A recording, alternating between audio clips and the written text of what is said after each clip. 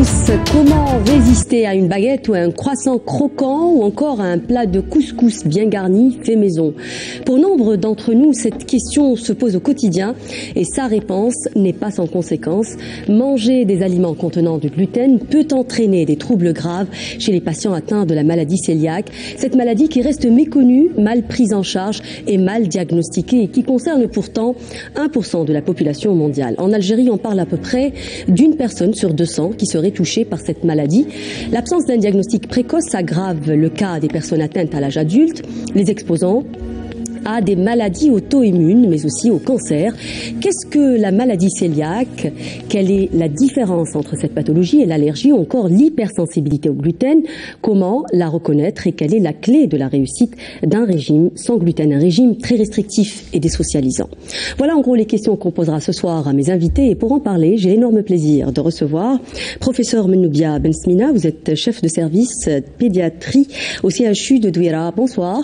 Bonsoir, merci de m'avoir invité pour parler de la maladie cœliaque. C'est moi qui vous remercie d'avoir accepté notre invitation. J'ai également le grand plaisir de recevoir ce soir Dr Sihem Eithahsen. Vous êtes nutrithérapeute plutôt. Bonsoir. Bonsoir, merci de m'avoir invité. C'est moi qui vous remercie. J'ai également le grand plaisir de recevoir Dr Meriem Pujourim Meribout, gastrodiététicienne. Bonsoir. Bonsoir, merci pour votre invitation. Merci à vous trois de venir sensibiliser autour de cette thématique qui reste méconnue et très peu et très sous-diagnostiquée, comme je le disais à l'instant en préambule. On parle donc ce soir, vous l'aurez compris, de la maladie cœliaque, une maladie provoquée par le gluten. Peut-être une question pédagogique, Dr Eithahsen, pour commencer. Qu'est-ce que le gluten finalement?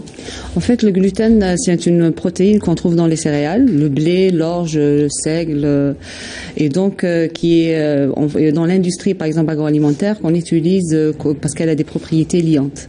Donc en général, cette molécule pose problème aux personnes qui souffrent de la maladie cœliaque parce que voilà, ils sont intolérants à cette protéine et ça provoque de l'inflammation et tout un tableau physiopathologique que les médecins vont nous expliquer. Oui, absolument. Alors peut-être que le problème n'est pas tant les farines ou les produits dans lesquels on sait d'emblée qu'il y a du gluten, mais plutôt ce sont ce qu'on appelle les pièges en réalité, comme les conserves, les chocolats, disons-le, que le gluten est un peu partout aujourd'hui, donc professeur Bensmina. Oui, de toute manière, le gluten est un produit qu'on peut retrouver sur les produits naturels. C'est facile de faire la part des choses entre les produits qui contiennent et qui ne contiennent pas du gluten. Mais quand on voit sur les produits qui sont transformés de l'industrie agroalimentaire, des cosmétiques, des médicaments, on peut retrouver du gluten dans tous les produits parce qu'il est utilisé justement par rapport à ses propriétés, justement, palliabilité, texture. Et c'est pour ça que c'est un peu plus difficile si on n'a pas le détail de la composition des produits qu'on utilise. Oui, d'où l'importance justement de lire, peut-être pour le rappeler aux gens qui nous regardent, de lire l'étiquetage sur les produits qu'on achète. Mais c'est pas toujours indiqué. C'est pas toujours indiqué. Il faut d'abord justement, heureusement en Algérie, depuis quelques années déjà, enfin depuis 2018, il y a eu quand même l'obligation de mettre les produits dans l'étiquetage. Mais même avec cette obligation, parfois c'est pas précisé. Et donc les gens, ils ont du mal à se retrouver, même nous, pour donner du conseil aux patients. Quand on a des patients, quand ils viennent avec leurs produits, avec leur boîte de produits, ils posent la question de savoir est-ce qu'ils peuvent consommer ou pas. Il y a des numéros de téléphone aide aux consommateurs, on leur demande d'appeler, ils n'ont pas toujours l'information. Parfois, ils ont une information qui n'est pas toujours juste. On peut les trouver. C'est difficile. Oui. On peut trouver partout, même dans les sauces, par exemple sauce soja, la mayonnaise. Donc c'est pour ça, comme a dit le professeur, moutarde, tout. Donc il faudrait apprendre la première recommandation, c'est bien lire l'étiquette, les ingrédients, la liste des ingrédients, même si on leur transmet des listes ou voilà avec des ingrédients qu'il faut éviter, mais c'est pas toujours facile de s'y retrouver, surtout avec les produits. Enfin, on parle sur le marché national. Absolument. Donc voilà, ça c'est une recommandation primaire dans tout ce qu'on transmet à nos patients. En plus. Docteur Meribout, oui. Oui, sans oublier qu'on peut trouver aussi le gluten dans les médicaments. Donc dans les gélules, les comprimés enrobés. Donc ça aussi, ça peut entraîner une erreur diététique. C'est pas indiqué non plus dans les médicaments. On le sait. Si, c'est indiqué. C'est indiqué. D'ailleurs, maintenant, la tendance, c'est qu'ils utilisent plus de l'amidon que du gluten. Tant mieux. Pour les malades, ça leur... Oui, l'amidon de maïs, oui. Mais il faut aussi demander aux patients de lire aussi les composants des médicaments lorsqu'ils sont prescrits. Et d'avertir le pharmacien pour qu'il puisse lui donner, parce qu'avec les génériques aussi, on n'a pas toujours l'information en tant que praticien sur la composition du médicament, parce que autant sur la molécule mère, enfin sur le produit actif on sait, sur l'excipient on ne sait pas. Et donc il faut avoir les notices pour connaître la composition, et donc on leur demande de donner l'information aux pharmaciens qui puissent au moins les orienter sur un produit où l'excipient ne contient pas de gluten. Absolument, parce qu'il faut dire que cela induit souvent des problèmes de non-observance qui sont involontaires du patient. Alors on a parlé au tout début justement de cette émission, de cette confusion, j'ai envie de dire, que la plupart des gens ont. On a tendance à confondre la maladie cœliaque avec l'allergie par exemple au gluten, ce qu'on appelle aujourd'hui aussi l'hypersensibilité au gluten, l'allergie au blé. Qu'est-ce que, en finalité, la maladie cœliaque? Parce que c'est autre chose, finalement. Alors, la maladie cœliaque, elle est définie comme une maladie auto-immune. C'est une maladie chronique, donc le malade, il va vivre avec. Et surtout, c'est une intolérance au gluten ingéré. Donc, il faut consommer ce gluten, sans oublier que ça arrive chez les patients qui sont prédisposés génétiquement aussi. Ils ont des HLA particuliers. Et donc, ce sont ces personnes-là qui vont développer cette maladie cœliaque. Mais la différence, c'est que la maladie cœliaque va donner des lésions au niveau de l'intestin, contrairement aux autres maladies où dans l'allergie du blé, on va réellement faire une allergie comme toute allergie alimentaire. Mais c'est une maladie évolutive, en réalité, c'est ça la différence? Oui, évolutive et qui peut avoir des conséquences et des complications. Oui. Professeur Bensmina, est-ce qu'on est finalement, peut-être pour dire, parce qu'on a tendance à banaliser, comme le disait à l'instant Dr Meribout, est-ce qu'on est finalement face à une maladie grave quand on parle de la maladie cœliaque, compte tenu des complications possibles? Si on n'est pas diagnostiqué, ou même si on est diagnostiqué et qu'on ne suit pas correctement son régime, c'est une maladie qui est potentiellement grave. Quand le diagnostic est posé et que la prise en charge elle est débutée et que le régime il est bien conduit, on vit avec cette maladie, on peut avoir une vie normale en bonne santé. Malheureusement, si on n'est pas diagnostiqué, on reste méconnu. En tout cas, dans la population pédiatrique, il y a des problématiques sur le retard statural, puisqu'ils arrivent à la puberté, ils vont avoir des petites tailles définitives malheureusement, mais il n'y a pas que. Il y a des problématiques, par exemple, d'anémie. Après, à l'âge adulte, il y a d'autres problématiques de maladies auto-immunes, autres, qui vont se développer. Comme elle disait tout à l'heure que c'était une maladie immunitaire, c'est une maladie immunitaire, et le fait de stimuler ce système immunitaire, de tout le temps aller le titiller, ça va faire déclencher d'autres maladies immunitaires. Comme le diabète, par exemple. Par exemple, la thyroïdite, des problématiques d'hépatite auto-immune ou d'autres maladies auto-immunes. C'est-à-dire qu'au final, on essaye de préserver ce système immunitaire. On arrête à chaque fois lui proposer un produit qui va déclencher cette réaction exagérée, et ça permet de rester en bonne santé le plus longtemps possible. Oui, justement, pour ne pas en arriver là, pour ne pas arriver à ces complications, il faut poser un diagnostic. Je vais vous proposer justement de regarder un compte-rendu du 4e congrès de la biologie praticienne qui a eu lieu en février dernier.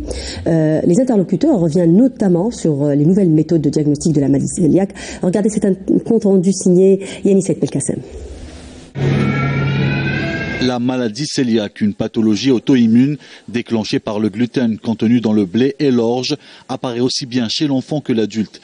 Cette maladie se manifeste sous plus de 200 signes et symptômes. Les plus connus, les ballonnements, les diarrhées et les douleurs abdominales.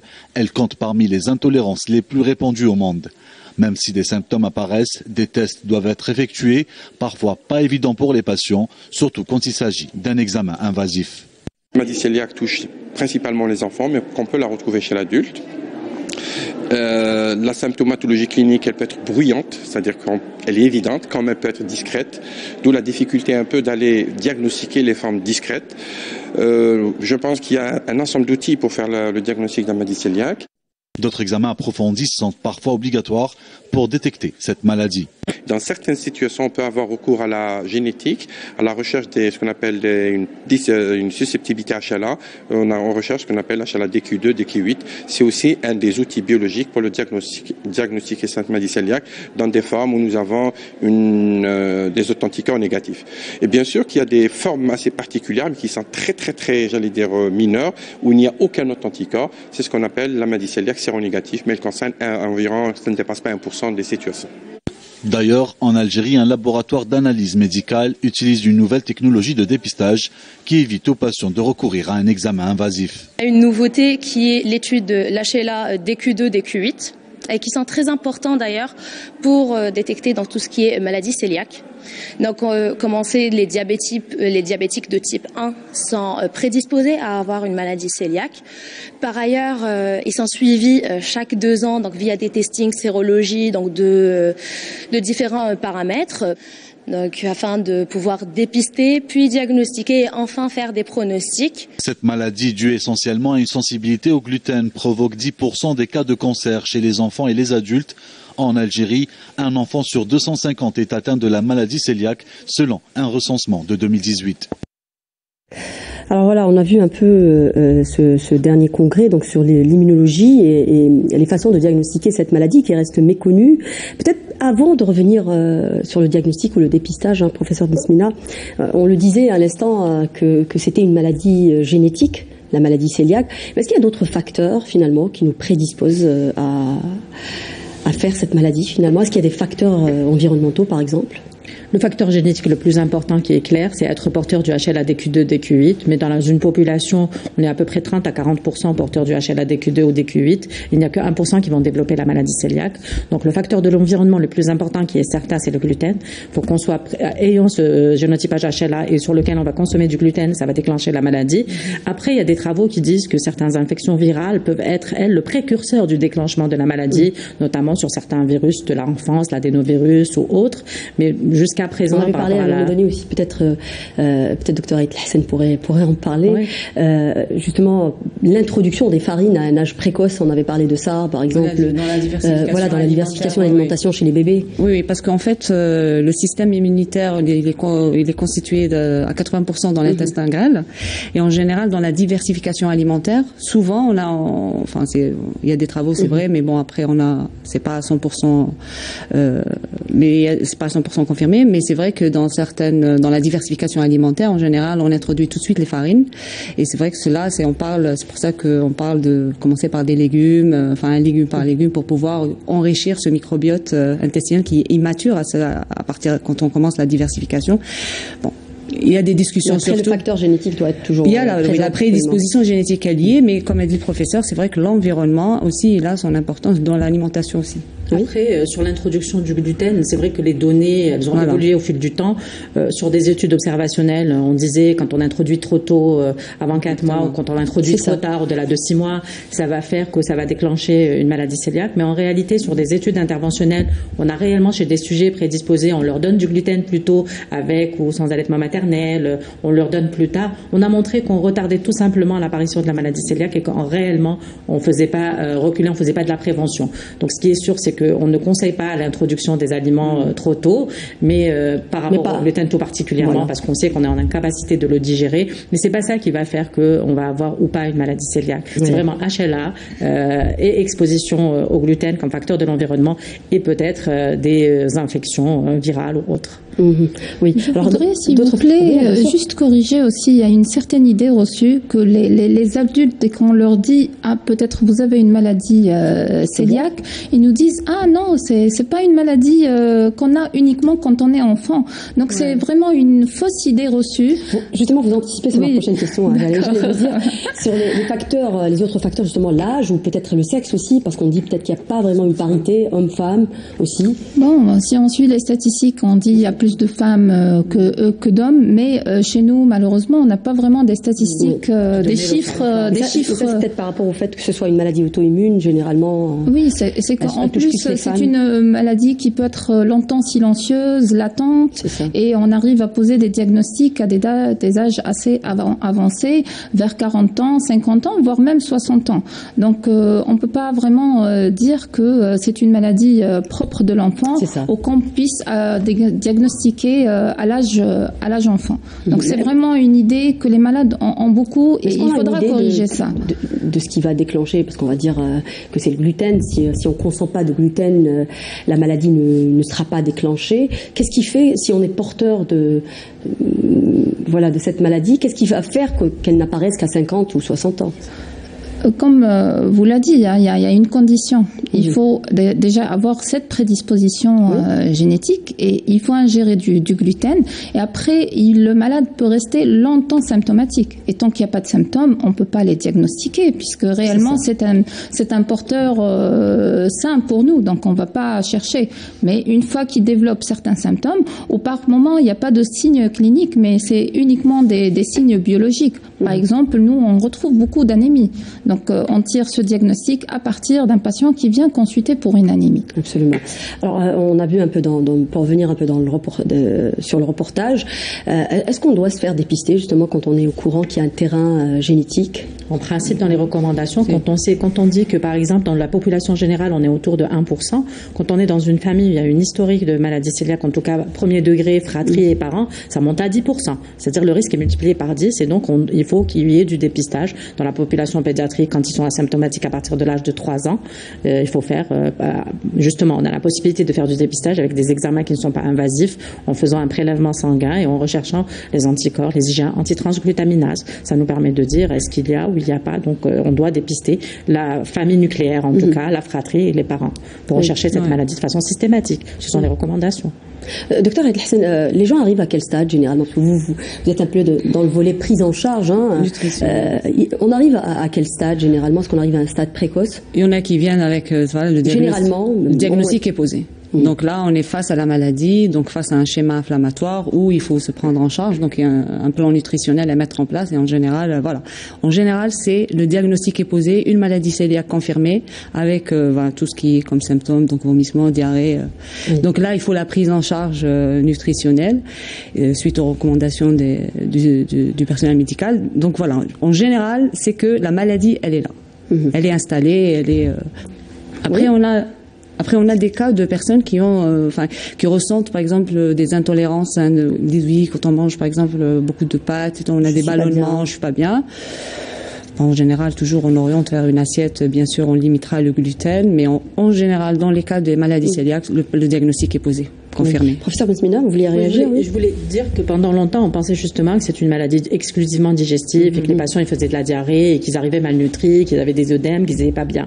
Actuellement, on sait que pour la plupart des patients qui viennent nous voir, ils viennent nous voir pour d'autres symptômes. C'est-à-dire pendant longtemps, ils vont avoir un parcours, ils ont des historiques de douleurs abdominales, ils ont un peu mal au ventre, ils ont un abdomen qui est ballonné. C'est pas forcément qui va les amener à consulter. Même quand ça les emmène à consulter, on a tendance à banaliser. C'est-à-dire ça va être des douleurs abdominales, il est ballonné, parfois même ils sont constipés, parfois ils ont, comme la collègue elle l'a dit, ils ont des anémies qui ont été traitées, ils répondent pas au traitement, et donc on va retraiter. Alors qu'en principe, si on a une anémie qu'on a traitée correctement et qui ne répond pas au traitement, il faut aller regarder. Peut-être que ce fer n'est pas absorbé, peut-être qu'il y a des problématiques justement sur cette muqueuse intestinale. Donc actuellement, les malades qu'on reçoit, ils ne viennent pas, la plupart du temps en tout cas, ils ne nous viennent pas pour des symptomatologies type diarrhée, mais on a des patients qui nous viennent par un autre circuit. Ils peuvent venir, par exemple, ce que je vous disais, de la consultation d'endocrino, alors qu'on sait que sur les retards staturaux, les causes endocriniennes sont à peine de 10%, mais il nous arrive de la consultation d'endocrino parce qu'ils auraient été adressés en consultation d'endocrino pour retard statural. En tout cas, on va détailler ça dans les symptômes. Justement, on dit que c'est une maladie sous-diagnostiquée. Les gens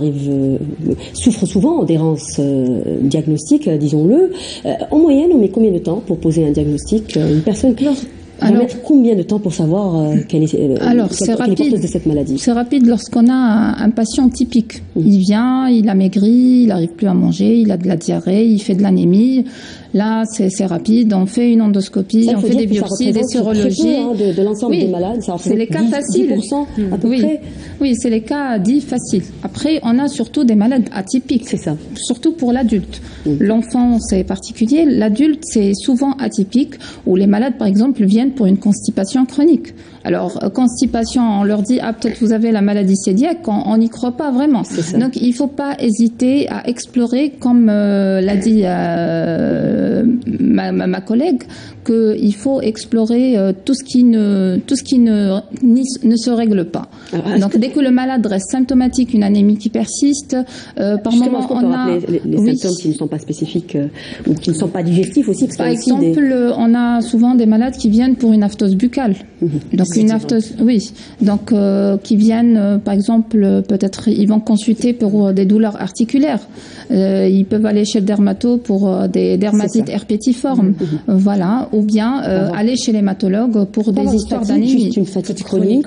Oui, une fatigue chronique parce que si l'intestin est détruit, donc automatiquement on a de la malabsorption et on perd tous les nutriments qui sont nécessaires. On peut avoir une migraine aussi. Oui, migraine. On peut. Il y a certaines femmes qui consultent aussi pour de la stérilité parce qu'ils font. Voilà. Par moments, c'est les retards de règles aussi, les retards de ménarche aussi. Donc tout ça est complètement atypique et on ne retrouve pas forcément les signes digestifs. Un symptôme, qui existe souvent chez l'enfant et on examine systématiquement, mais on ne comprend pas en compte. Ce sont les mêmes. C'est à peu près la même chose, mais par exemple, c'est toujours constipation, ballonnement abdominal, douleur abdominale. Ça, les gens ils y pensent un peu. Mais après, ça peut être fatigue, ça peut être anémie qui répond pas, ça peut être simplement une dysplasie dentaire. On examine la gorge, on voit bien qu'il y a une problématique de dysplasie dentaire. Peut-être qu'on va l'envoyer pour une prise en charge ou peut-être pas, mais on ne pense pas à aller dépister la maladie cœliaque. On sait que ça fait partie des signes cliniques de la maladie. Donc ça peut être une perturbation, on fait le bilan hépatique pour une raison X et on se retrouve avec des anomalies et au lieu de dire allez, on va dire ah non, c'est pas très élevé. Mais ça va pas être des valeurs très élevées, on va se dire non, on recontrôle même pas. Et donc ça peut être simplement une légère élévation des transaminases alors qu'on est devant une maladie cœliaque. Oui, absolument. On a tendance à banaliser, on le répète depuis tout à l'heure justement. Alors il y a aussi les formes asymptomatiques et j'imagine que là aussi c'est compliqué, c'est encore plus compliqué de convaincre une personne asymptomatique de suivre un régime, docteur Aït Hassan, n'est-ce pas? Par rapport à la prise en charge, une personne, par exemple, cœliaque qui est asymptomatique et qui découvre à l'occasion, vous me disiez tout à l'heure en préparant cette émission, qu'il y a des parents qui découvrent à l'occasion du diagnostic de leurs enfants qui sont aussi porteurs de cette maladie. Au moment où on va leur dire que vous devez suivre un régime qui est très restrictif, comment ça se passe généralement? En général, déjà, c'est de l'éducation thérapeutique, donc on va leur expliquer les conséquences, même si on on est asymptomatique, c'est qu'il y a déjà de l'inflammation au niveau des intestins. Donc il y a aussi un microbiote intestinal qui est déficient, parce que voilà, la maladie cœliaque, puisqu'il y a un problème au niveau des parois, donc ça va impacter aussi sur notre microbiote intestinal.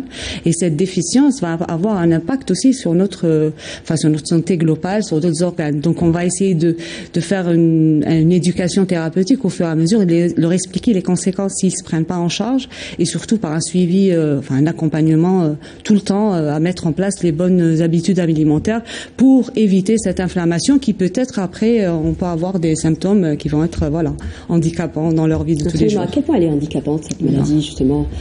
On est passé rapidement comme ça sur les symptômes, mais handicapante proprement dit, elle peut être handicapante financièrement. Souvent, ça tombe sur des petites bourses, donc c'est compliqué. Quand même avoir des diarrhées chroniques. Oui, mais une fois qu'on pose le diagnostic et on commence le régime, les signes cliniques, ils ont tendance à se corriger rapidement. Au bout de quelques jours, quelques semaines, le patient se sent mieux.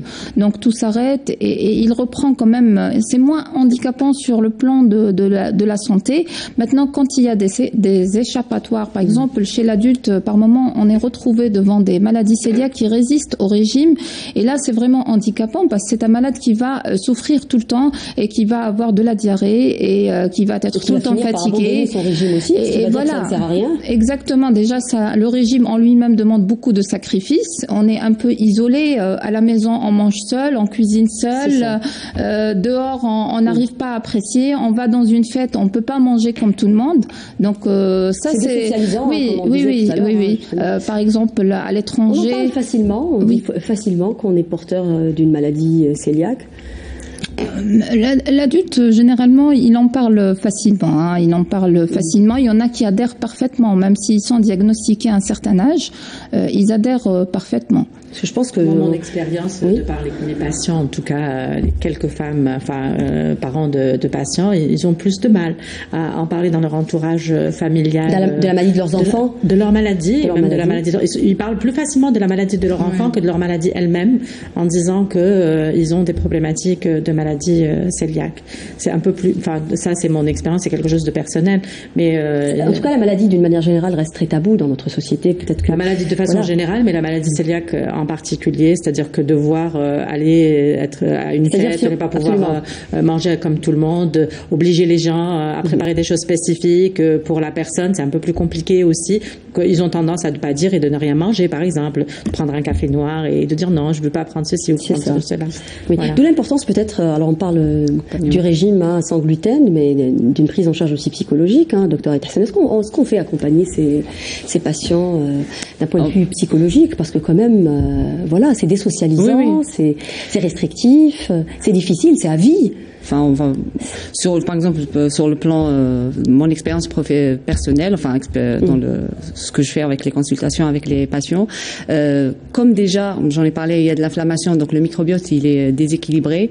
Donc nous en nutrithérapie on insiste beaucoup sur ça. Ça a un impact sur le psychisme. Donc il y a une certaine dépression, il y a une certaine nostalgie, enfin une petite, on va dire une dépression. C'est difficile, je le disais au tout début de cette émission. Exactement. Donc, c'est ancré, en plus de ça, c'est ancré dans notre culture. Le pain, nous on est de grands mangeurs de pain. Donc il y a un accompagnement aussi sur le plan psychologique, parce que voilà, toutes les maladies digestives ont un impact sur le psychisme, parce que voilà, il y a l'axe intestin-cerveau qui est là. Donc c'est vrai qu'on apporte par l'assiette anti-inflammatoire, on apporte aussi un suivi psychologique avec un soutien psychologique. C'est nécessaire en tous les cas dans tous les suivis nutritionnels. C'est accepté par les patients? Ça dépend. Après là, c'est dans l'accompagnement, la communication, c'est l'explication, ça rentre dans le cadre de l'éducation thérapeutique. Est-ce que tout ce qu'on va apporter à notre patient, en fait, c'est un accompagnement. C'est pas juste on soulage les symptômes et on les laisse comme ça dans la nature.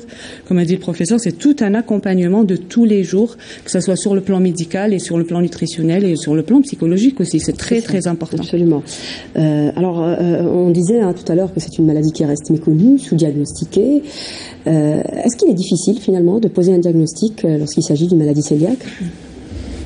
Difficile, non, parce que le diagnostic, il repose sur des signes bien particuliers. Une fois on suspecte, on va demander une sérologie de la maladie cœliaque, on va compléter par une endoscopie haute et réaliser des biopsies intestinales. C'est indispensable. Et le diagnostic, aujourd'hui, on les fait systématiquement. Non, c'est indispensable d'ailleurs. Ça fait partie du diagnostic et ça fait partie aussi de l'évolution. Pour voir si le malade il répond bien au régime, on doit toujours avoir l'impact histologique. Oui, pour voir un peu où on est, sa maladie, c'est ça? Ah oui, s'il est bon répondeur ou pas. D'ailleurs, c'est un examen qu'on refait jusqu'à après 18 mois de régime sans gluten, parce que la repousse vidéositaire en elle-même prend du temps. Donc c'est vraiment ce qui signe que il y a une bonne réponse, et là on est plus tranquille, car les malades qui échappent à qui vont faire de la résistance, ce sont des malades qu'on doit surveiller de près, parce que ils sont sujets à faire des complications. Est-ce qu'on a un chiffre? Ils représentent combien à peu près les personnes qui peuvent faire la résistance? Un chiffre non, mais ils sont quand même mineurs. Ils sont mineurs. Donc en gros il y a une bonne réponse, mais il y en a qui échappent malheureusement à cette bonne réponse. Oui. Professeur Bensmina. Pour le diagnostic en population pédiatrique, c'est quand même un peu différent, puisque le diagnostic en population pédiatrique, on peut le faire sur des examens sanguins, c'est les recommandations internationales seules, mais à condition d'avoir les bons examens sanguins. C'est-à-dire juste en faisant le bon dosage. C'est pas tous les dosages qui permettent de poser le diagnostic. Il y a toute une séquence d'examens à faire pour pouvoir poser le diagnostic juste sur des examens, des prélèvements sanguins, et ne pas passer par l'étape biopsie intestinale. Malheureusement, chez nous, ce sont des examens qui sont relativement coûteux. Il faut que ça soit fait par une équipe avec une certaine expertise. Donc les recommandations locales, en tout cas de la Société algérienne de gastroentérologie et de nutrition pédiatrique, recommandent de passer par la biopsie. Mais on fait une seule biopsie. On fait une biopsie au moment du diagnostic. Donc on a ces sérologies, ces IgA antitransglutaminase positifs. On a une biopsie qui nous montre qu'il y a des lésions. Et après, on n'a pas besoin de recontrôler. On met sous régime sans gluten et on surveille juste avec les sérologies, parce qu'on sait que quand les sérologies sont très élevées, c'est corrélé à des anomalies histologiques. Donc voilà. En pédiatrie, on fait moins d'endoscopie parce que le risque n'est pas le même, et on en fait au moins une au moment du diagnostic, au début, pour dire que c'est une maladie cœliaque. C'est pour ça qu'on disait tout à l'heure, quand vous disiez par rapport aux malades qui sont dépistés, c'est-à-dire on a un enfant qui est malade, on dépiste un adulte ou sa fratrie, même s'il est strictement asymptomatique, quand vous faites la biopsie, qu'il y a des anomalies histologiques, ils acceptent plus facilement les régimes. On leur dit, même si vous êtes strictement asymptomatique, regardez quand même votre intestin, il y a une abrasion, il y a une atrophie, et donc donc ils acceptent, ils savent qu'il y a quelque chose, mais et souvent quand on les met on prend en charge, ils se sentent mieux, ils disent mais au final j'avais des petits symptômes, j'étais pas bien, j'étais fatiguée, j'avais mal au ventre, il y a des choses qu'ils n'avaient pas mis en avant, mais le fait de les avoir diagnostiqués et mis sous régime sans gluten, ils se rendent compte que ça existait et qu'au final ils sont mieux. Il faut dire aujourd'hui que la médecine est en échec devant cette maladie, qu'il n'y a pas de traitement médicamenteux, que la seule solution reste justement ce régime sans gluten. Est-ce qu'aujourd'hui, par exemple, vous venez d'une infrastructure publique, est-ce qu'il y a aujourd'hui accès à des nutritionnistes? Parce que généralement, ces gens-là, ils doivent se faire accompagner, ne serait-ce que pour le début, avant de connaître bien peut-être leur maladie et leur régime, ne serait-ce qu'au début, dans la mise en route de ce régime. Est-ce qu'on a aujourd'hui des nutritionnistes, des nutrithérapeutes au niveau de nos infrastructures publiques? Au niveau des structures publiques, les nutritionnistes, les nutrithérapeutes ne font pas partie de la nomenclature des professionnels de la santé. Par contre, on peut avoir des diététiciens. Donc, on a des diététiciens au niveau du structure de santé, pas dans tous les services. Par exemple, nous, dans le service où je travaille, on se fait aider par une diététicienne qui est nouvellement recrutée parce qu'aussi on est un nouveau service. Mais dans d'autres structures, il peut y avoir des diététiciennes au niveau de la structure hospitalière. Après, on a besoin quand même de personnes qui ont une certaine spécialisation par pathologie, parce qu'il ne suffit pas juste d'avoir une formation, on l'a pas forcément. C'est-à-dire, on a des diététiciennes formées. Je pose cette question parce que quand même souvent, les personnes dans les maladies chroniques supportent souvent le fardeau des analyses ou de la prise en charge complémentaire, j'ai envie de dire, du traitement à leurs frais. Et c'est pour ça que je vous pose cette question. Docteur Aït Hassan, justement, est-ce qu'on a aujourd'hui des nutritionnistes ou des diététiciens spécialistes de la maladie cœliaque? Pas à ma connaissance, mais il y en a qui se spécialisent dans les maladies digestives, notamment la maladie cœliaque. Donc, mais comme toute maladie, par rapport aux maladies digestives, surtout par rapport à la maladie cœliaque, en général, on traite le microbiote et les intestins, la santé intestinale. Donc l'assiette, elle est pareille en fait, et les habitudes alimentaires, elles sont pareilles en général. Quand on a des problèmes digestifs, on limite souvent le gluten. Donc je parle pas de la maladie cœliaque où on met de côté. Donc on part de la même assiette anti-inflammatoire. Après, c'est vrai que dans la maladie cœliaque, on a il y a des petites différences. C'est vrai qu'il faudrait même dans la nutrition se spécialiser par rapport à chaque maladie digestive qu'on peut rencontrer. Oui. Je pense que la mise en route du régime après le diagnostic doit être très complexe à mettre en place, ça doit être difficile. Peut-être commencer par j'ai envie de dire oui, voilà, absolument. J'adore, vous avez tout de suite compris. Commencer peut-être par le positif, justement, c'est ça. Et éviter de dire ce qu'on ne doit pas manger, mais commencer par ce qu'on peut manger d'emblée, c'est ça. Oui, dans l'assiette, en fait, déjà, on va mettre pas mal d'aliments anti-inflammatoires qui sont déjà, je leur dis toujours, d'ailleurs, c'est comme ça qu'on doit s'alimenter dans notre vie de tous les jours, normalement. Donc, c'est une assiette anti-inflammatoire. Je parle pas pendant la phase aiguë où le malade, il est en plein crise avec des symptômes, là où on va laisser le système digestif au repos. Donc, juste des bouillons de légumes, donc on va pas trop, juste l'hydrater, veiller qu'il n'y ait pas de carence. Je parle en phase de rémission, là où il faut mettre vraiment une assiette anti-inflammatoire selon les patients. Donc là, on peut commencer par mettre des céréales. On a le riz, le maïs, le quinoa. Je parle des produits qui existent sur le marché algérien. Vous avez par exemple aussi des topinambours, patates à terfès, la patate douce, les pommes de terre. Ça apporte de l'amidon végétal dont les bactéries du microbiote savent y faire et savent les transformer. Ça enrichit le microbiote. Après, vous avez toute la gamme, tous les légumes sont autorisés. Bien sûr, on part légume par légume. On laisse le temps à nos intestins de prendre l'habitude parce que voilà, ils sortent d'une phase aiguë. Après, vous avez tout ce qui est protéines animales, les poissons. On apporte les oméga 3. On veille aux vitamines D, au taux de vitamine D, parce qu'il a une influence aussi sur le microbiote. Et on va réparer cette barrière intestinale et le microbiote intestinal. Participe à cette protection et à renforcer la barrière intestinale parce que c'est ça, il y a de l'inflammation, il faut pas l'oublier. Donc après vous avez les oléagineux, tout ce qui est amandes, noix. On peut substituer maintenant les farines, par exemple par la farine de sorgho, dra. On peut faire des douceurs, surtout pour les enfants, par exemple des crêpes ou des muffins, etc. Bon, c'est vrai que là, après les légumineuses aussi, on peut avoir aussi des fibres, c'est de bonnes sources aussi d'acides aminés, parce qu'il faut pas oublier aussi de construire, enfin de renforcer la barrière intestinale. Vous pensez que l'alimentation sans gluten est accessible, facile à trouver déjà avant de parler du prix, parce que le prix c'est clair partout. Là, j'ai parlé d'une assiette anti-inflammatoire avec des matières brutes. Donc là, pas le transformé, je parle pas de l'industriel. Donc maintenant, sur le plan les produits industriels. C'est ça. Non, parce que vous avez parlé de crêpes, c'est pour ça que j'ai posé la question. Farine de sorgho, c'est une farine brute. Donc, par exemple, si on achète on la trouve facilement, cette farine dans des épiceries spécialisées ici. Oui. Bon, après, on fait attention aux contaminations croisées avec d'autres, s'il y a de la farine à côté. La farine de maïs aussi, on peut l'utiliser également. Voilà, céréales, aussi farine de riz aussi. Maintenant, ce qu'on peut, c'est sensibiliser les achats, parce que pour éviter les contaminations croisées, sensibiliser au niveau comment conserver à la maison. La paillasse, comment travailler, par exemple, quand on prépare, j'ai un enfant où je suis moi-même cœliaque, la paillasse, donc je commence par tout ce qui est sans gluten, mes préparations sans gluten. Après, je passe à la préparation des gens qui, l'alimentation avec gluten. Donc c'est très important, même quand on va acheter dans les boulangeries, veiller à ce que effectivement l'espace est dédié au sans gluten. C'est tous ces petites recommandations qui sont très importantes. Vous avez parlé aussi d'un point très important à mon avis, c'est celui d'accompagner à la personne, surtout si c'est un enfant, j'imagine, ne pas le laisser manger seul. Ça je pense que c'est un point très important. Ouais. Moi, c'est se sentir comme exclu, j'ai envie de dire, ça doit être très difficile à supporter. Bien sûr, l'accompagnement est important et en fait, ça commence la famille. Par exemple, je parle des enfants, c'est toute la famille. Généralement, c'est la famille qui accompagne. Comment concrètement?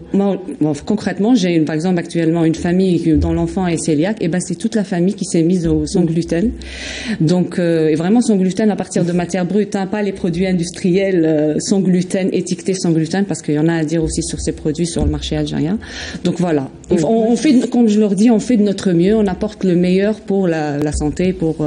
Oui, et ça marche. Généralement, les gens sont observants. Oui. Enfin, moi, jusqu'à maintenant, ceux que j'ai sont observants. Maintenant, je sais pas, moi, je parle. On va poser la même question peut-être à Dr Merlou. Je voudrais juste rajouter un plan. Je suis d'accord pour le microbiote.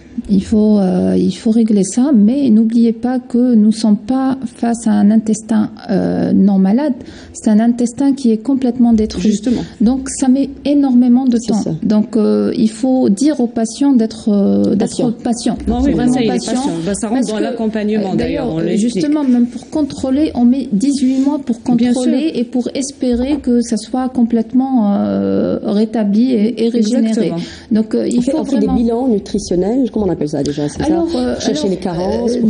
Au départ, quand on suspecte le diagnostic, on a tendance à chercher toutes ces carences parce que on doit justifier justement. On cherche notre syndrome de malabsorption et bien sûr, s'il y a des troubles aussi au niveau de l'os, par exemple. Il y a un manque en vitamine D, en fer, en calcium. Tout ça, on peut toujours supplémenter et contrôler au départ, mais après, dès que l'intestin va se rétablir, va régénérer, etc., donc automatiquement l'absorption redevient tout à fait normale et on n'aura plus besoin de supplémenter, sauf si le malade en lui-même n'a pas une alimentation très variée et automatiquement il va faire des carences d'apport.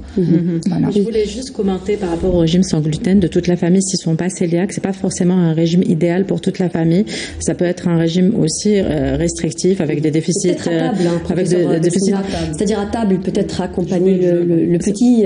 Non, certainement. Accompagner, avoir un repas commun avec toute la famille, après, s'organiser, mais étendre le régime à toute la famille alors qu'ils ne sont pas cœliaques, peut-être que c'est pas l'idéal. La deuxième des choses concernant les produits sans gluten et leur disponibilité, les produits sans gluten, la problématique des produits sans gluten, quand on est sur du produit qui est naturel, il n'y a pas de souci. Sur des produits qui sont transformés, dits sans gluten, c'est des problématiques de certification. C'est-à-dire qu'il faut avoir la certification que le produit est réellement sans gluten et qu'il n'a pas été contaminé ni au moment de la transformation, ni au moment du transport, ni au moment. C'est ça la problématique chez nous. Comme il n'y a pas de certification du sans gluten, donc mis à part pour les produits industrialisés qui sont importés, et même ceux-là doivent être analysés. Et par ailleurs, on a des produits sans gluten, mais qui n'ont pas l'étiquetage sans gluten, mais parce qu'il n'y a pas la certification, donc ça nous fait réduire de façon drastique les champs des possibles pour nos patients. On a besoin de choix d'avoir l'information. Sur l'observance, professeur Besmina, justement, sur l'observance du régime en général, quand ils sont symptomatiques et qu'on démarre le régime, ils observent le régime. On a des problématiques d'observance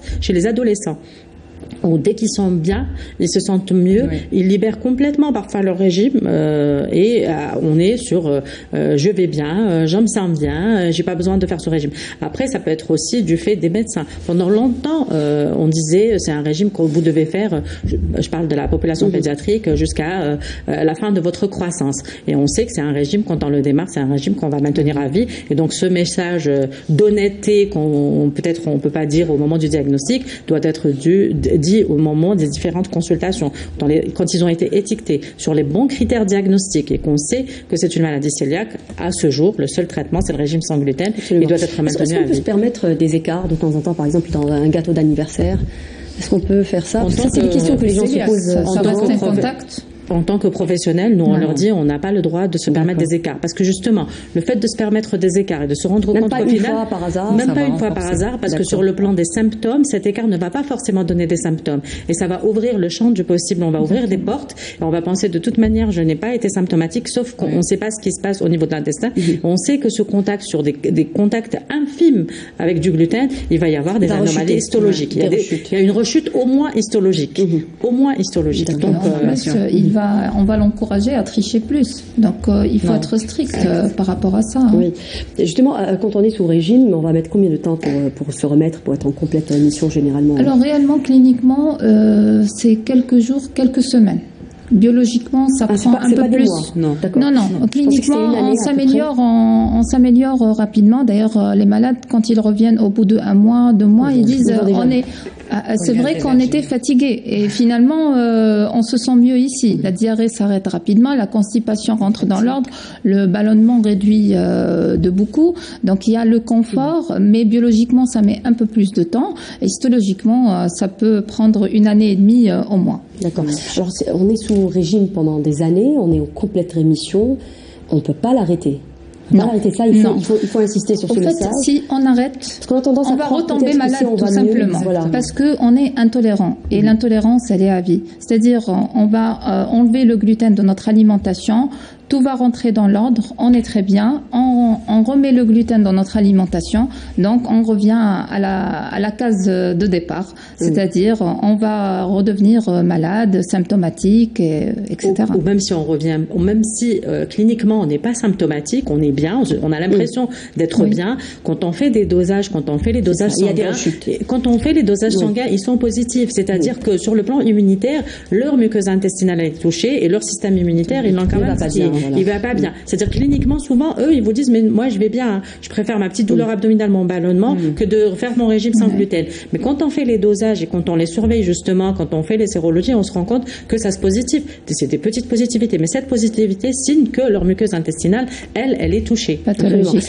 D'ailleurs, je rajoute un point. D'ailleurs, les adolescents à qui on arrêtait avant le régime sans gluten et qu'on récupère quelques années plus tard, on nous dit toujours pourquoi nous sommes restés longtemps non malades, asymptomatiques, parce qu'il y a toujours cette phase de tolérance, on va dire, mais c'est une tolérance qui est limitée dans les temps. C'est-à-dire même si histologiquement, c'est-à-dire l'intestin est malade, on n'a pas de symptômes, mais on va finir par développer ces symptômes avec le temps. Oui. Alors dans la prise en charge, on a parlé du régime sans gluten. Il y a aussi la recherche des maladies associées, parce que ça aussi c'est important à prendre en charge. Oui, on recherche. Alors, il y a certaines maladies qu'il faut rechercher de façon presque systématique. Je ne sais pas pour la population adulte, mais en tout cas dans la population pédiatrique, avant on disait systématiquement on cherchait la thyroïdite. C'est évitable quand on est sous régime. C'est évitable, ces maladies. C'est pas une problématique d'évitable. En tout cas, ça réduit le nombre de malades qui vont développer une thyroïdite. On sait que ça va arriver, mais le fait de faire son régime, ça permet justement d'éviter d'avoir toute la population qui va faire. On faisait de façon systématique, mais actuellement, dans les dernières recommandations, on va faire du cas par cas. On ne cherche pas systématiquement la thyroïdite. Après, il y a d'autres maladies. Et par exemple, si on a une maladie cœliaque qui va s'associer avec une maladie auto-immune type diabète, on le voit, ils sont symptomatiques. Il y a des signes. On va poser le diagnostic. Il y a le cancer aussi. Il faut dire que voilà, ça multiplie par 4. Alors ça, c'est plutôt chez l'adulte. Chez l'adulte qu'on rencontre ça, surtout que c'est souvent des diagnostics tardifs et malheureusement, on peut diagnostiquer et la maladie cœliaque et le cancer en même temps. On peut développer... C'est des personnes généralement qui ne savaient même pas qu'elles étaient porteuses. Oui, c'est généralement des malades qu'on reçoit pour une anémie. On commence l'exploration et voilà, on tombe sur une maladie cœliaque et en même temps, on tombe sur un cancer, que ce soit un lymphome ou un adénocarcinome. C'est rappelé justement un message à rappeler qu'une anémie peut cacher quelque chose derrière, c'est-à-dire ne pas se contenter de la prise en charge de l'anémie. Du moins, chez l'adulte, elle cache toujours quelque chose. Voilà, elle cache toujours quelque chose. C'est pas forcément des défauts d'apport. Donc, chez la femme, on a les deux appareils gynécologiques et digestifs à explorer, et l'homme essentiellement digestif. Là, je vais sortir un peu du sujet, mais c'est-à-dire on ne va pas chercher que la maladie cœliaque. Absolument. Voilà. Dans la population pédiatrique, l'anémie fériprime, il faut la traiter, et s'il n'y a pas de réponse au traitement, il faut aller chercher une maladie cœliaque. C'est ça. Absorption. Oui. Docteur Etchsen, aujourd'hui, il y a des ateliers qui sont proposés, par exemple, pour les malades cœliaques par des associations, par exemple. Est-ce qu'on propose dans les séances d'éducation thérapeutique le fait de réapprendre à manger, parce que c'est un peu ça aussi, l'éducation thérapeutique pour les malades cœliaques. Ah oui, c'est un accompagnement en fait. Oui, avec il y a certaines associations qui mettent en place, ils font appel à des nutritionnistes et des médecins pour la formation, l'éducation, parce que c'est un travail de tous les jours en fait. Et comme je vous ai expliqué, surtout ces problèmes à la maison, on doit préparer. Donc il y a toute une logistique à préparer, et même dans les achats, faire attention quand on achète la matière brute dans l'épicerie, est-ce qu'elle est en contact avec d'autres produits, par exemple type farine ou blé. Donc à la maison, pour les légumineuses par exemple, on va les nettoyer, comment les conserver. C'est vrai que c'est contraignant dans la vie de tous les jours, mais après, quand on a une éducation et on fait de l'accompagnement et de la communication et expliquer au fur et à mesure, en général, ça se passe bien. Ça demande du temps, mais ça se passe bien. En général, ils ont surtout besoin d'astuces, les mamans, en tout cas pour la population pédiatrique, quand on démarre et quand on leur dit régime